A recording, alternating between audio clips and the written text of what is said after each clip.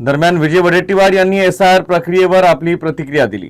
या प्रक्रियेत मोठ्या प्रमाणात शासनाकडून कर्मचारी नियुक्त करण्याची आवश्यकता होती, मात्र सरकारने तसं केलं नाही। 2 कोटी मतदार कमी झाले आहे, त्यामागे काय षड्यंत्र आहे या संदर्भात चौकशी होणं आवश्यक आहे।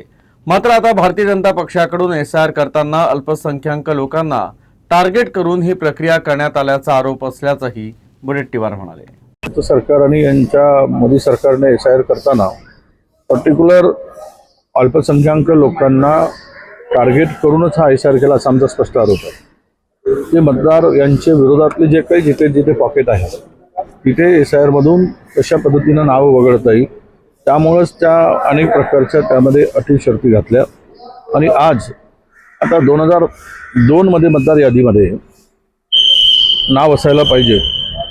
आता ते सगळं हे करत असं आता तर तुमचे 2 कोटी एसआयआरच्या झाले, मग ज्यावेळेस त्यांनी हे संपूर्ण अंतिम करत असताना डिलिशनमध्ये पुन्हा कमी करतील, डिलीट करताना अनेक लोकांना डिलीट अशी सुद्धा भीती आहे। त्यावर आमचं पूर्ण लक्ष आहे आणि जर असा काही प्रकार केला तर आम्ही याविरुद्ध जन आंदोलन करू आणि याचं उत्तर सरकारला द्यावं लागेल।